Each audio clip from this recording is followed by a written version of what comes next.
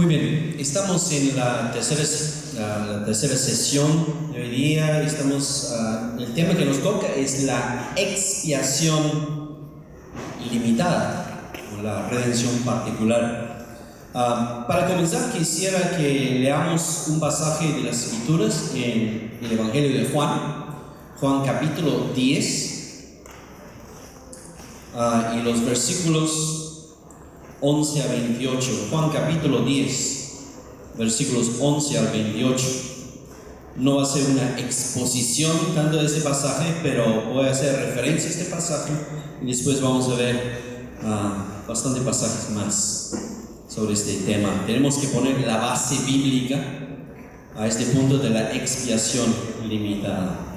Juan capítulo 10, versículo 11. Yo soy el buen pastor. El buen pastor su vida da por las ovejas. Mas el asalariado, y que no es el pastor, de quien no son propias las ovejas, ve venir al lobo y deja las ovejas y huye. Y el lobo arrebata las ovejas y las dispersa. Así que el asalariado huye porque es asalariado. No le importan las ovejas.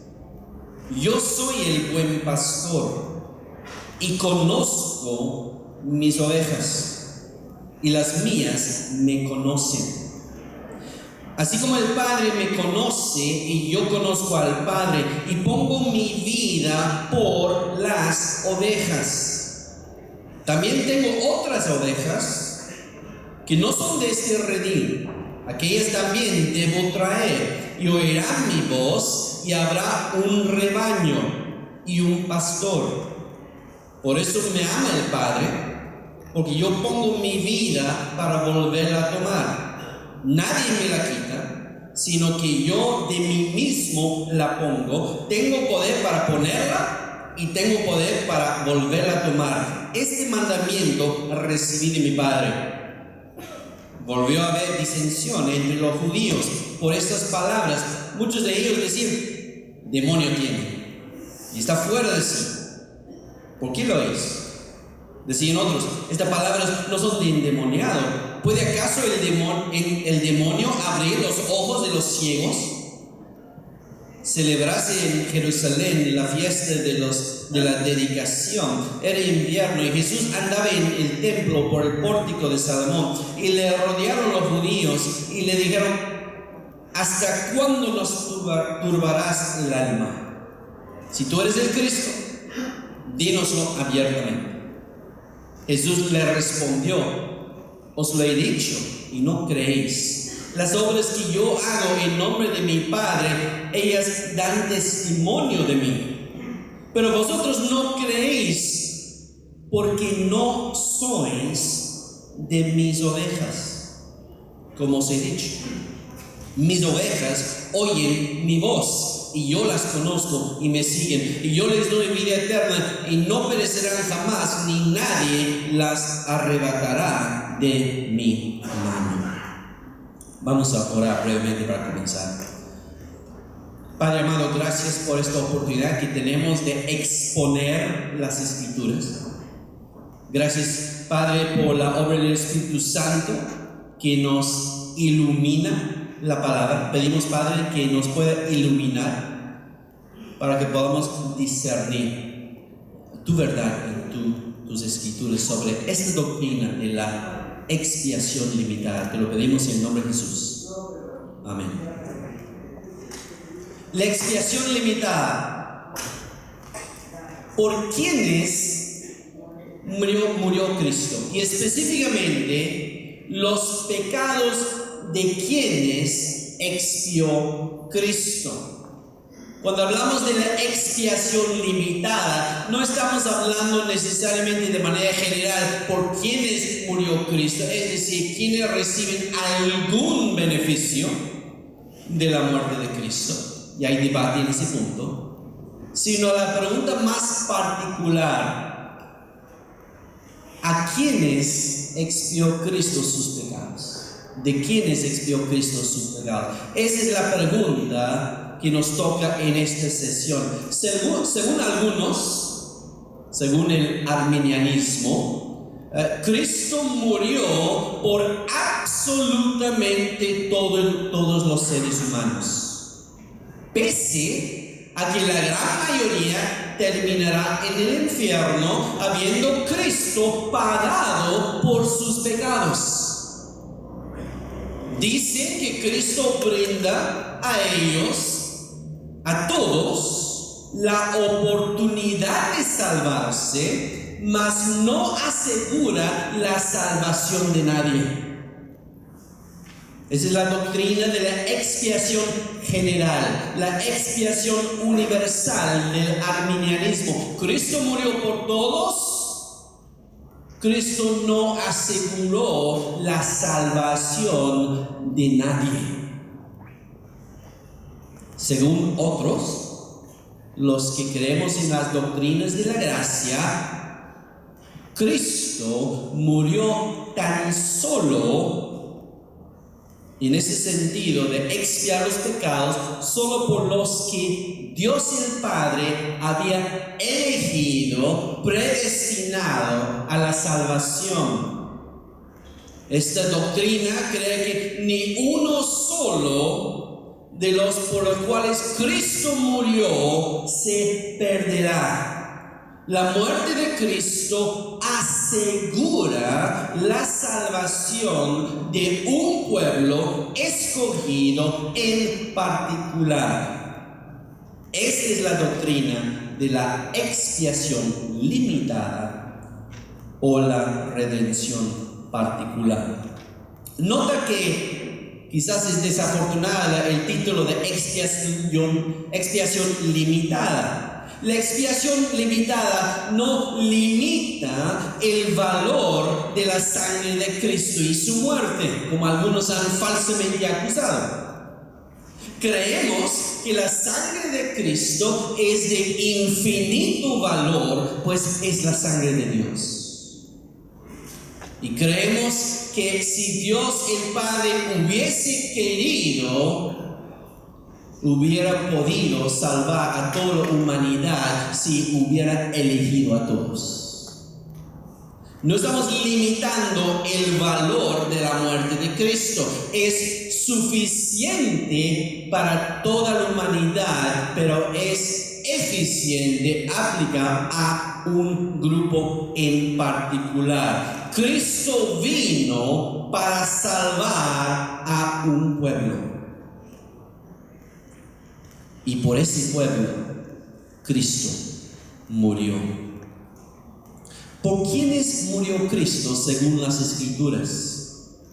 Hemos visto Juan capítulo 10 y es muy claro. Mira versículo 11, Juan capítulo 10, versículo 11. Yo soy el buen pastor y el buen pastor su vida da por... ¿Quiénes? Las ovejas. Versículo 15. Así como el Padre me conoce y yo conozco al Padre y pongo mi vida por las ovejas. Es muy claro, Cristo muere por sus ovejas. Y la pregunta es, ¿quiénes son sus ovejas? ¿Por quiénes puso Cristo su vida? ¿Por quiénes murió Cristo? ¿Qué sabemos de esas ovejas? Ahí tenemos el pasaje, versículo 14. Son las ovejas de Cristo. Yo soy el buen pastor y conozco mis ovejas. Versículo 14 también dice que Cristo las conoce.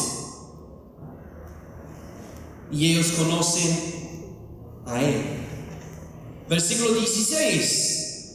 Cristo dice también tengo otras ovejas que no son de este redil. Cristo está hablando que entre las ovejas están judíos, pero también gentiles. Versículo 16, encontramos que estas ovejas son los que oyen su voz, oirán mi voz. Versículo 27, dice lo mismo, mis ovejas oyen mi voz. ¿Quiénes son las ovejas? Versículo 26. Son los que creen en Cristo. Pero vosotros no creéis. Está hablando a los judíos incrédulos. ¿Por qué no creen? Porque no sois mis ovejas. No es que si tú crees, te conviertes en oveja de Cristo. Eso no dice el texto. ¿Por qué crees en Cristo? Porque eres una de sus ovejas. Lo que escuchamos en la sesión, con otra palabra de Daniel en la sesión anterior, es porque desde antes de la eternidad fuimos amados, escogidos para ser el pueblo de Cristo, el pueblo de Dios, el rebaño de Cristo, sus ovejas. Por eso creemos. Pero hay quienes no creen. ¿Y quiénes son los que no creen? Los que no son sus ovejas. Versículo 27. Mis ovejas oyen mi voz y yo las conozco y me siguen. ¿Quiénes son las ovejas de Cristo? Son las personas que siguen a Cristo. Versículo 28. Yo les doy vida eterna y no perecerán jamás, ni nadie las arrebatará de mi mano. ¿Quiénes son las ovejas de Cristo? Son los que reciben la vida eterna de parte de Cristo, son las que no perecerán jamás, son los que no pueden ser arrebatadas de la mano de Cristo. Entonces, según este pasaje, ¿por quiénes murió Cristo? Cristo murió por sus ovejas. Cristo murió por las que Él conoce, por los que conocen a Él, tanto judíos como gentiles. Cristo murió por los que oirán su voz, por los que creerán en Cristo, por los que seguirán a Cristo, por los que recibirán la vida eterna de parte de Cristo, por los que no perecerán jamás y por los que nunca serán arrebatados la mano de Cristo. Por ellos Cristo murió.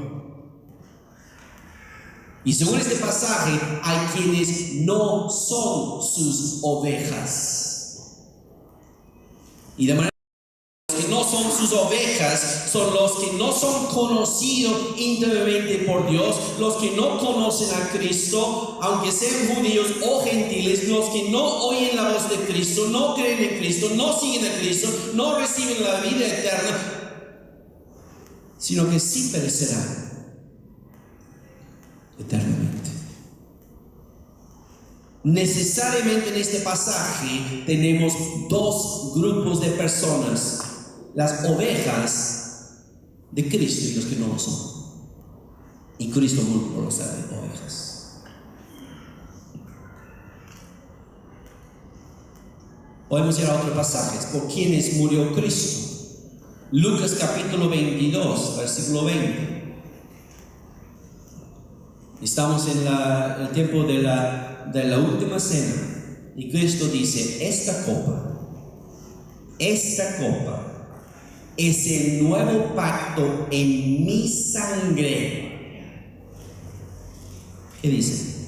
¿Que por todos se derrama? No, por vosotros se derrama. Vamos a hablar más del pacto, el nuevo pacto más adelante. Pero Cristo murió por sus discípulos. ¿Por quiénes murió Cristo? Los pecados de quienes expió. Juan capítulo 15, versículos 13 y 14. Nadie tiene mayor amor que este, que uno ponga su vida por sus amigos. Vosotros sois mis amigos si hacéis lo que yo os mando. Aquí es muy clara la implicación. Cristo no murió por todos. Cristo murió por sus amigos. ¿Y quiénes son los amigos de Cristo? Los que hacen lo que mandan sus discípulos. Es muy claro en este pasaje. Es necesaria la conclusión que hay quienes son sus amigos y quienes no son sus amigos, y Cristo murió por sus amigos. ¿Por quiénes murió Cristo? Hechos capítulo 20, versículo 28. Pablo dice a los líderes de Éfeso: por tanto, mirad por vosotros y por todo el rebaño en que el Espíritu os ha puesto por obispos para apacentar la iglesia del Señor, la cual Él ganó por su propia sangre. ¿A quién compró Cristo? A la iglesia. ¿Por qué murió Cristo? Por la iglesia. Y nota interesante, el versículo 28 que hemos leído: por tanto, mirad por vosotros, por todo el rebaño. Otra vez, las ovejas. ¿Quiénes son las ovejas de Cristo? La iglesia. ¿Por quién murió Cristo? Por las ovejas, por la iglesia. Efesios 5:25. Cristo amó a la iglesia. ¿Y qué hizo? Y se entregó a sí mismo por ella. Por ella, por la iglesia murió Cristo. Un autor dice esto, y creo que es muy revelador. Note el amor específico y particular que Cristo tuvo por la iglesia. Hemos escuchado a Daniel enseñarnos sobre el amor especial que Dios tuvo para con los escogidos. Dios ama a todos, pero Dios no ama a todos de la misma manera. Yo les amo, pero no les amo como amo a mi esposa. Tengo un amor especial para con mi esposa. Dios el Padre tiene un amor especial para con su pueblo. Cristo para con su novia, para con su esposa. Note el amor específico, dice el autor, y particular que Cristo tuvo por la iglesia, su novia, cuando murió por ella. Este amor no fue un amor general que abarca al mundo entero, fue un amor que compró a su novia. Dios conocía a los que eran suyos, y Él envió a su Hijo para adquirir a esta novia para su Hijo. En este sacrificio hay un amor específico por la novia, que la iglesia se pierde al creer que Dios no tuvo ningún pueblo específico en mente. Cuando Dios el Padre envía a Cristo, le envía a comprar, a pagar el precio para ganar a la novia suya, no para todos. Hay otros pasajes donde muestra claramente que Cristo murió por la iglesia. No usa la palabra iglesia ni ovejas, pero el contexto es muy claro que está hablando de la iglesia cuando habla de nosotros. Gálatas 1:4: se dio a sí mismo por nuestros pecados. No tenemos tiempo para ver el contexto de cada una de estas citas, pero si miramos, es claro, como vimos con Daniel en la sesión anterior, cuando habla de nuestros, está hablando a creyentes. Tito 2:14: quien se dio a sí mismo por nosotros, no por todos, por nosotros. Nos maravillamos de la gracia de Dios que Cristo haya muerto, dado a sí mismo por nosotros, para redimirnos de toda iniquidad y purificar para sí un pueblo propio. Ahí está el contexto. Celoso de buenas obras. Romanos 8:32: el que no escatimó a su propio Hijo, sino que lo entregó por todos nosotros. Todos nosotros.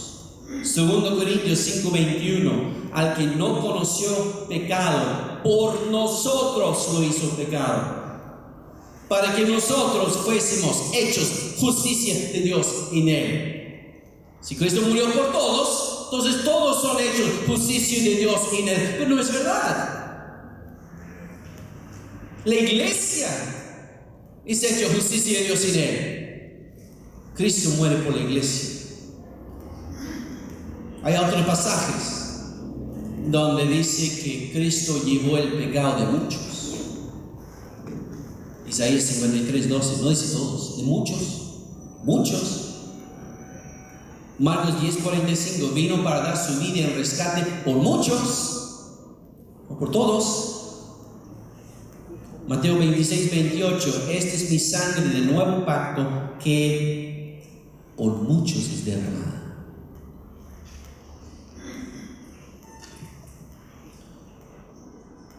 Pero más allá de simplemente dar unos ejemplos de pasajes que dicen que Cristo murió por un pueblo en particular, hay razones teológicas importantes para recibir, aceptar la doctrina de la expiación limitada. Lo primero es, ¿qué logró Cristo en la cruz? No puede haber algo más básico que eso en cuanto al Evangelio.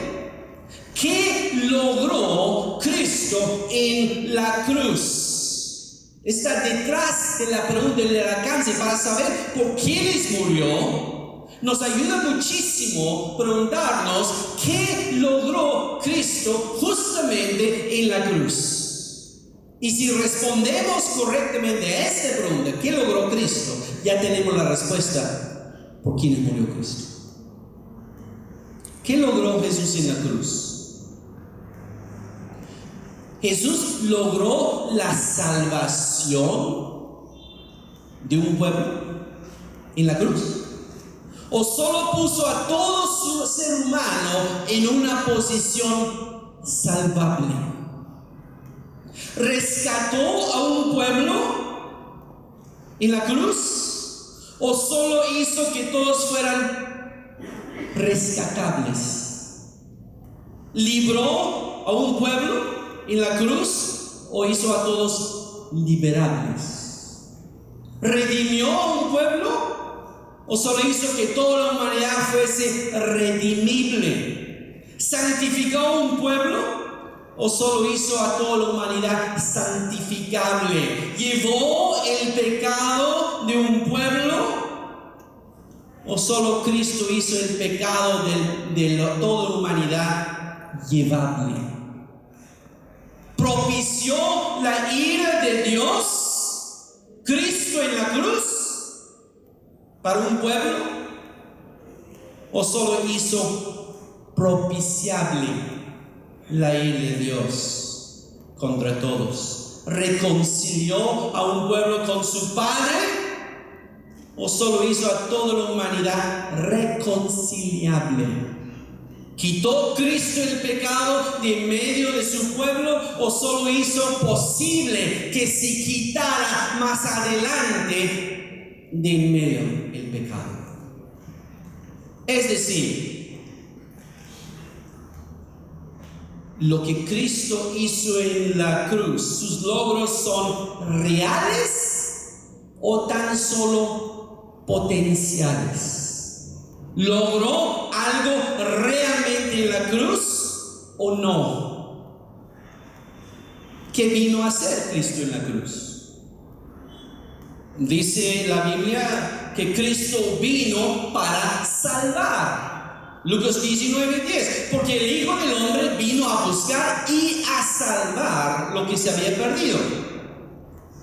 ¿Se cumplió o no? ¿Salvó o no salvó? ¿O hizo solamente salvable? Mateo 1:21, y dará a luz un hijo y llamará su nombre Jesús, porque él salvará a su pueblo de sus pecados. ¿Lo creemos? ¿Cristo realmente salvó en la cruz o no? 1 Timoteo 1:15, palabra fiel y digna de ser recibida por todos, que Cristo Jesús vino al mundo para salvar a los pecadores. ¿Lo hizo o no lo hizo? ¿Salvó o no salvó? Cristo vino para rescatar. Marcos 10:45, porque el Hijo del Hombre no vino para ser servido, sino para servir y dar su vida en rescate por muchos. La pregunta, ¿lo logró o no lo logró? ¿Rescató o no rescató? Obviamente no rescató a todos, sino todos serían salvos. Cristo vino para librar, Gálatas 1:4, el cual se dio a sí mismo por nuestros pecados para librarnos del presente siglo malo. La pregunta es, ¿lo logró o no lo logró? Hebreos 2:14 y 15, así que por cuando los hijos participaron de carne, él también también participó de lo mismo para librar a todos los que por el temor de la muerte estaban durante toda la vida sujetos a servidumbre. ¿Logró lo que propuso o no lo logró? ¿Cristo pudo librar o no? ¿Redimir o no redimir? Tito 2:14, quien se dio a sí mismo por nosotros para redimirnos de toda iniquidad. ¿Lo logró o fracasó? Gálatas 4:5, para que redimiese a los que estaban bajo la ley. Cristo vino para santificar, para purificar un pueblo. Maridos, amad a vuestras mujeres, así como Cristo amó a la iglesia y se entregó a sí mismo por ella, para santificarla, habiéndola purificado por el lavamiento del agua, por la palabra. ¿Cristo realmente santificó a un pueblo? ¿Realmente purificó a un pueblo? Si la respuesta es sí, no lo hizo por todos. Cristo santificó a todos, purificó a todos, redimió a todos, libró a todos, rescató a todos, salvó a todos. Cristo vino para llevar nuestros pecados. Hebreos 9:28, así también Cristo fue ofrecido una sola vez para llevar los pecados de muchos. ¿Lo logró o no lo logró? Si dice sí, Cristo sí llevó los pecados de muchos, entonces la pregunta es, ¿llevó el pecado de todos?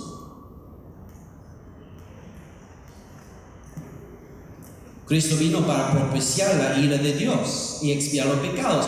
1 Juan 4:10, en esto consiste el amor, no en que nosotros hayamos amado a Dios, sino en que Él nos amó a nosotros y envió a su Hijo en propiciación por nuestros pecados. Y la pregunta es, ¿lo logró o no lo logró? ¿Fue real o potencial? Porque si fue real, no tiene que ver con todos. Propició el pecado de algunos.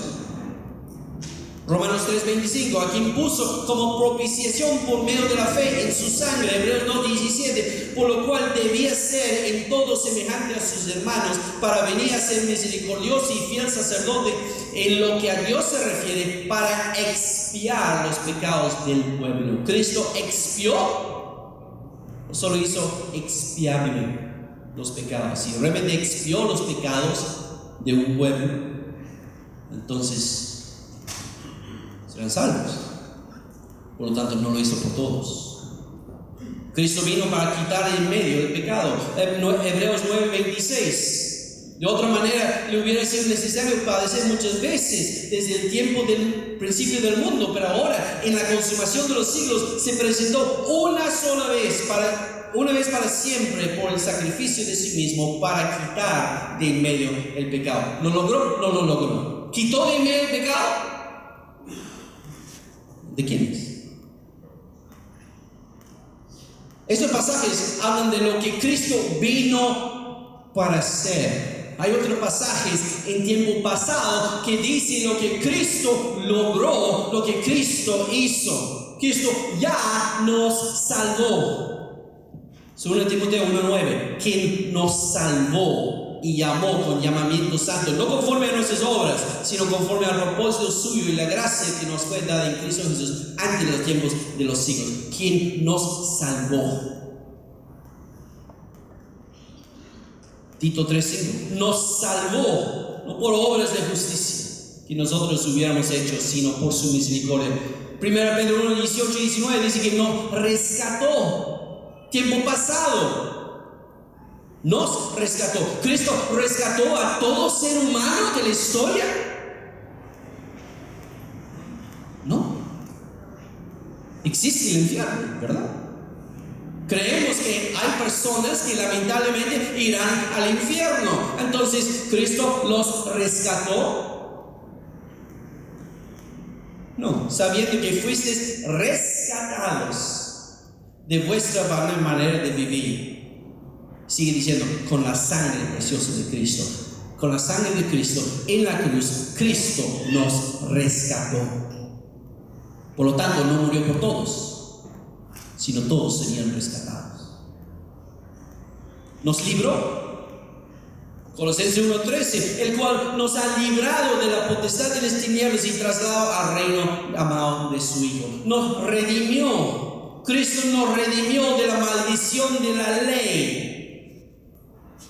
Hebreos 9:12, y no por sangre de machos cabríos ni de becerros, sino por su propia sangre entró una vez para siempre en el lugar santísimo, habiendo obtenido eterna redención. La pregunta es, ¿para quiénes obtuvo eterna redención? ¿Para toda la humanidad? ¿O para un pueblo elegido? ¿Por quiénes murió Cristo? Apocalipsis 5:9.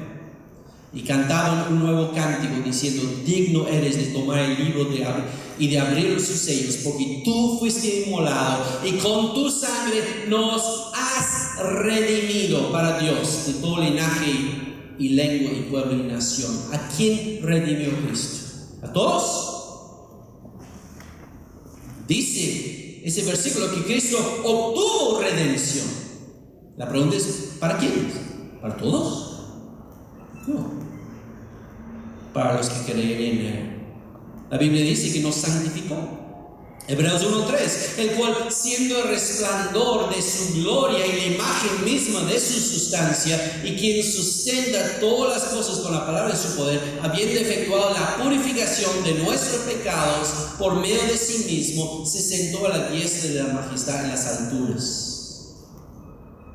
Hebreos 10:10. En esa voluntad somos santificados. ¿Cómo? Mediante la ofrenda del cuerpo de Cristo, Jesucristo, hecho una vez por siempre, para siempre.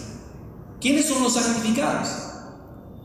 Por medio del sacrificio de Cristo. ¿Todos? ¿Todo ser humano es santificado? No. Es un pueblo a quienes Cristo santificó por medio de su muerte.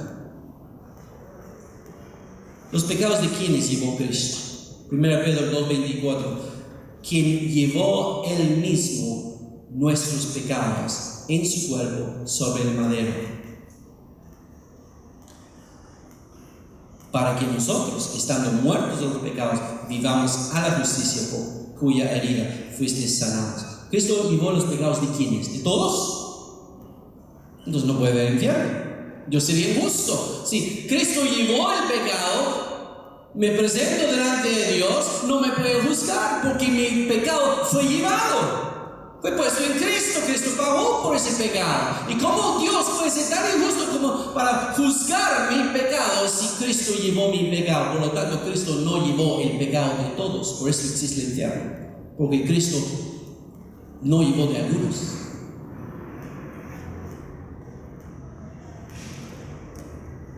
Isaías 53:12. Por tanto, yo le daré parte con los grandes y con los fuertes repartiré despojos, por cuanto derramó su vida hasta la muerte y fue contado con los pecadores, habiendo él llevado el pecado de muchos y orado por los transgresores. ¿Cristo llevó el pecado de todos? Entonces no hay infierno.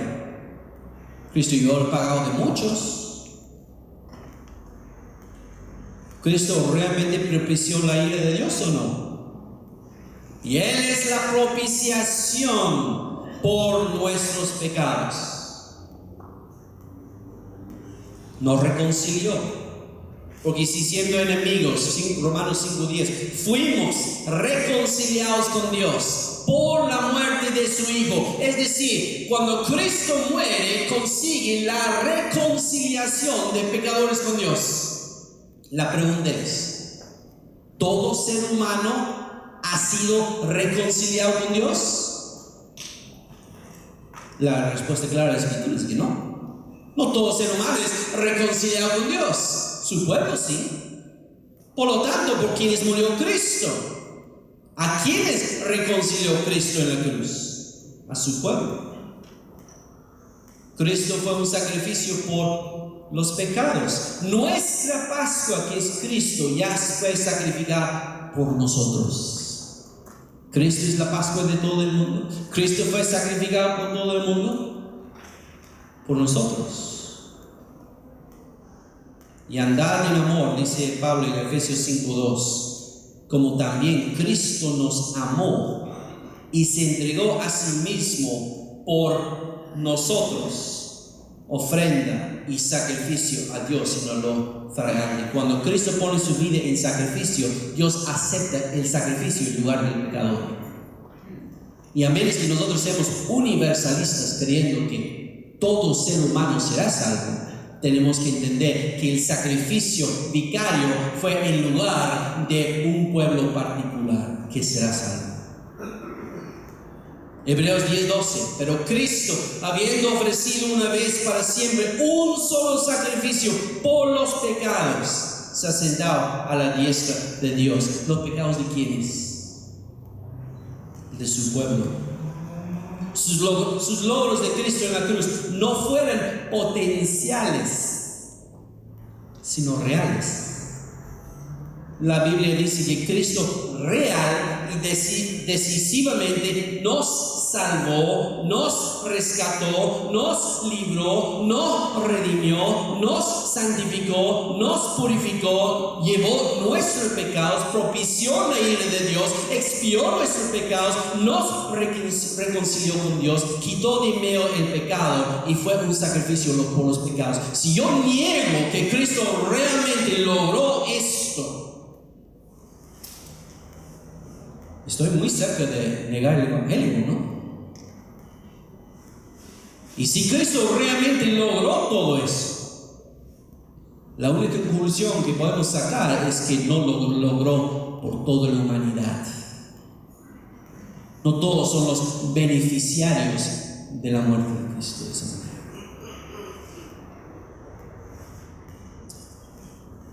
Un casi último punto que apoya teológicamente la doctrina de la redención particular, la expiación particular, es el nuevo pacto en la sangre de Cristo, lo que Cristo compró. ¿Qué es lo que Cristo hizo cuando murió en la cruz?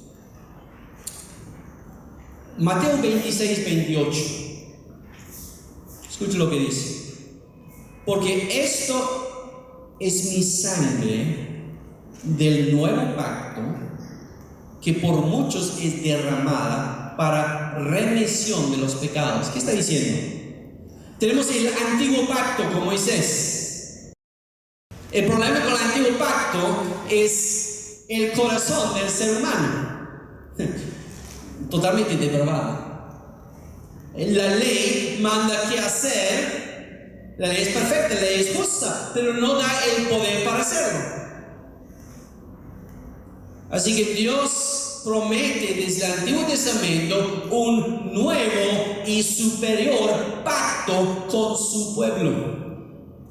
Y todo pacto se logra por el derramamiento de sangre. Y este nuevo pacto será especial porque requiere la sangre del Dios el Hijo, que es derramada para poder lograr este pacto. Y uno de los beneficios del pacto para los que son parte del pacto es remisión de pecados. Por esto, esta es mi sangre del nuevo pacto, que por muchos es derramada por todos para remisión de los pecados. Es decir, si tú eres parte del pueblo de este pacto, si Dios hace este pacto contigo, tus pecados son redimidos, son perdonados. Dios promete perdonar los pecados de su pueblo que forman parte de este pacto por la sangre de Cristo. Mira lo que dice Hebreos 9:15. Así que por eso es mediador de un nuevo pacto, para que interviniendo muerte para la remisión de las transgresiones que había bajo el primer pacto, los llamados reciben la promesa de herencia eterna. Entonces, pecados perdonados, y gracias al nuevo pacto tenemos una herencia eterna. Son las promesas de este nuevo pacto. Si Dios ha hecho el pacto contigo, si eres parte del pueblo de Dios, entonces tienes el pecado perdonado y una herencia eterna. Pero hay más. Acompáñame ahora sí a Jeremías capítulo 31. Jeremías capítulo 31. Tenemos una de las promesas del nuevo pacto en la sangre de Cristo. Jeremías 31, versículos 31 a 34. Este es muy importante como apoyo para la doctrina de la expiación limitada. He aquí vienen días, dice Jehová, en los cuales haré nuevo pacto con la casa de Israel y con la casa de Judá. No como el pacto que hice con sus padres el día que tomé su mano para sacarlos de la tierra de Egipto, porque ellos invalidaron mi pacto, aunque fui yo un marido para ellos, dice Jehová. Pero este es el pacto que haré con la casa de Israel después de aquellos días, dice Jehová. Escuchen bien. Daré mi ley en su mente y la escribiré en su corazón, y yo seré a ellos por Dios, y ellos me serán por pueblo. Y no enseñará más ninguno a su prójimo, ni ninguno a su hermano, diciendo, conoce a Jehová, porque todos me conocerán, desde el más pequeño de ellos hasta el más grande, dice Jehová. Porque perdonaré la maldad de ellos, y no me acordaré más de su pecado. Vayamos a un versículo que hemos visto anteriormente, Ezequiel 11:19. Ezequiel 11:19. Acerca del nuevo pacto. Y les daré un corazón, y un espíritu nuevo pondré dentro de ellos, y quitaré el corazón de piedra de medio de su carne, y les daré un corazón de carne. Podemos también ver Ezequiel 36, 26, 27, dice lo mismo. Dios promete hacer un pacto nuevo con su pueblo. Como hemos visto en los versículos anteriores, una de las promesas del pacto, Dios promete es perdonar su pecado. Dios hace eso con toda la humanidad, perdona el pecado de toda la humanidad, ¿no? Una de las promesas del pacto que Dios da, del nuevo pacto, es que tendrán una herencia eterna. Por si acaso, este no es un pacto condicional. No dice, si ustedes se porten así, no. Es un pacto unilateral. Dios promete hacer esto. Yo voy a perdonar sus pecados. 2, yo voy a dar una herencia eterna. 3, dice que Dios va a darles un nuevo corazón. Dios va a cambiar su corazón de piedra y lo va a reemplazar con un corazón de carne. Dios es parte del pacto mismo, es decir, estamos hablando de la regeneración que hemos mencionado en diferentes mensajes en estos 2 días. ¿Cuál es la obra de Dios cuando cambia el corazón? Un corazón muerto, un corazón insensible, un corazón de piedra, y lo cambia por un corazón vivo, un nuevo espíritu dentro de él, la llegada del Espíritu Santo, un corazón de carne. ¿Cuál es esa obra que termina en fe, arrepentimiento, amor a Dios, etc.? ¿Cuál es la obra? Es la obra del Espíritu Santo, regenerando, dando vida al que está muerto en sus delitos y pecados. No sé si captan la conexión con nuestro tema. ¿Qué logró? ¿Qué compró Cristo en la cruz del Calvario? Cristo no solamente logró el perdón de pecados. Al derramar su sangre, Cristo compra la obra del Espíritu Santo en ese pueblo.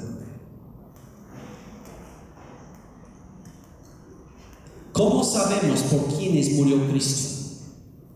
Fácil. Son las personas en quienes el Espíritu Santo obra y regenera, porque es parte del mismo pacto. Son otros aspectos del pacto. Las personas por quienes Cristo murió son las personas a quienes el Espíritu Santo va a dar un nuevo corazón. ¿Cómo se sabe por quiénes murió Cristo? Bueno, a quienes avivó el Espíritu Santo, a quienes regeneró, a quienes hizo nacer de nuevo. Es el mismo grupo. Cristo compró no solamente el perdón de pecado, la herencia eterna. Cristo compró, pagó, completó lo necesario para establecer un pacto en que el Espíritu Santo obraría nuevo nacimiento en la vida de la persona. El Espíritu Santo hace nacer de nuevo a todo ser humano de la humanidad. No. Pero es por estas personas en quien trabajó que Cristo compró esta obra. Son inseparables. Las mismas personas en que el Espíritu Santo obra regeneración son las personas que Cristo murió, porque Él compró esa obra en la cruz. Vayamos a un último texto, vayamos a Romanos capítulo 8. Romanos capítulo 8.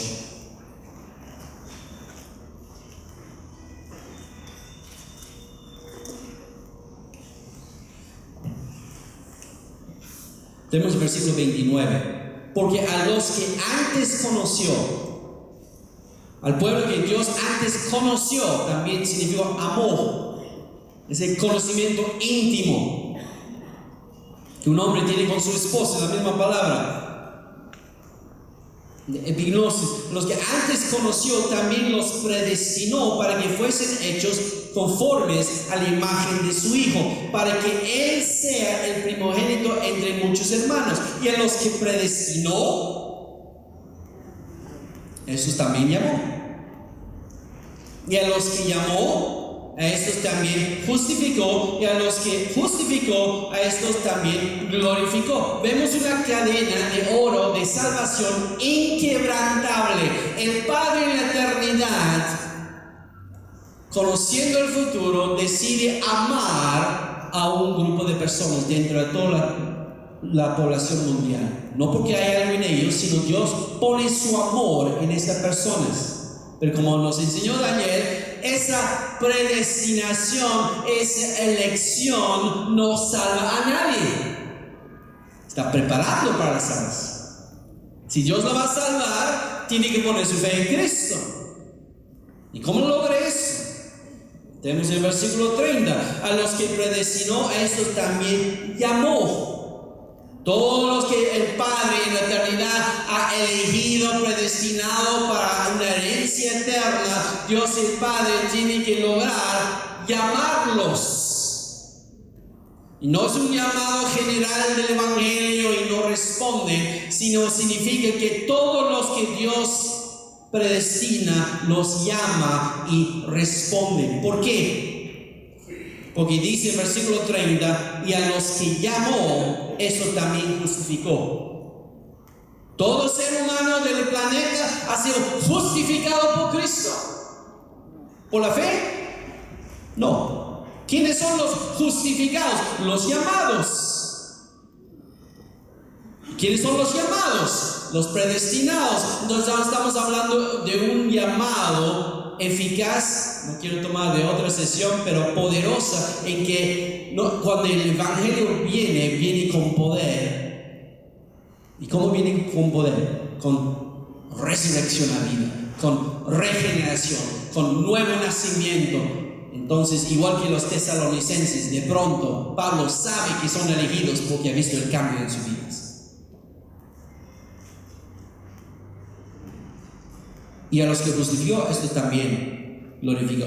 Este pasaje, Romanos 8:30, nos dice que el Espíritu Santo obra regeneración en exactamente el mismo pueblo a quien el Padre elige. La cadena aquí es inquebrantable. El Padre elige, y a quien el Padre elige, el Espíritu Santo regenera para que puedan ser justificados por la fe. Es decir, hay una coincidencia perfecta entre la elección y la eternidad de Dios el Padre ¿Y quién es el Espíritu Santo? Obra la regeneración. El Espíritu Santo no regenera a nadie más que el Padre no eligió. El Espíritu Santo no obra en nadie menos a quien el Padre eligió. Son los mismos. Pero acabamos de ver por el nuevo pacto que Cristo murió exactamente por los mismos en que el Espíritu Santo obra la regeneración, porque lo compró con el pacto. Y si Cristo murió por los mismos, por quienes el Espíritu Santo ha regenerado, y si el Padre eligió a los mismos a quien el Espíritu Santo ha regenerado, significa Padre, Hijo, el Espíritu Santo obran exactamente para los mismos. A quienes el Padre elige, por ellos Cristo muere. Y por quienes el Padre elige y por quienes Cristo muere, el Espíritu Santo obra regeneración. No es que el Padre elige a algunos, Cristo muere por todos y el Espíritu Santo obra en algunos. Hay una conciencia perfecta entre la obra y la voluntad del Padre, Hijo y el Espíritu Santo. ¿Hemos de esperar menos de la Trinidad? Yo creo que no. Realmente es algo glorioso. Creo que podemos ver objetivamente, como dice Daniel, aunque no tan objetivamente porque es por medio de la fe. Los incrédulos no lo entienden. Nosotros por la fe entendemos, el Padre nos eligió. ¿Por qué te eligió a ti? ¿Por qué me eligió a mí? Hay una respuesta fácil. Porque me amó. ¿Por qué me amó? Ay, no tengo respuesta. Ahí queda. Te eligió porque te amó. Y como te amó, quiso que fueses parte de la novia de Cristo, su Hijo. Así que te compró en la cruz, pagó, te liberó, te rescató, te redimió, te purificó, expió la ira de Dios Padre, propició su ira por ti. No lo hizo por todos, no escogió a todos, no eligió a todos, no santificó a todos, pero lo hizo por ti. ¿Y cómo sabes que lo hizo por ti? Porque ahora tienes vida. El Espíritu Santo obró en ti. Esta doctrina es muy importante. Yo sé que es el más rechazado de las 5 doctrinas de la gracia. Pero la pregunta es, ¿realmente hizo algo en la cruz Cristo? Y si lo hizo por algunos, no por todos. Tenemos que dar gracias a Dios que somos sus ovejas. Nos cuente como sus amigos, sus discípulos, su iglesia amada. Somos su pueblo. Vamos a dar gracias a Dios. Oremos.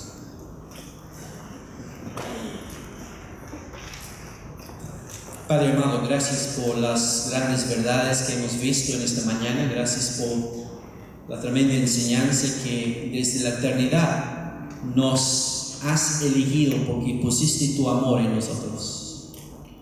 Te damos gracias que nos elegiste para ser la novia de Cristo. Y damos gracias por enviar a Cristo a morir en nuestro lugar para pagar por nuestros pecados. Gracias, Padre, que tu ira ha sido ya propiciada por Cristo. Cristo llevó nuestro pecado. Fue el sacrificio en nuestro lugar. Ayúdanos, Padre, a predicar lo que Cristo logró en la cruz a otros que no lo conocen. Sabemos, Padre, que has elegido a muchos. Tienes mucho pueblo, creemos, Padre, aquí en esta ciudad. Le pedimos, Padre, que a través de la obra del Espíritu Santo y de siervos fieles puedes salvar a ese pueblo, porque en Cristo murió. Damos gracias en nombre de Cristo. Amén.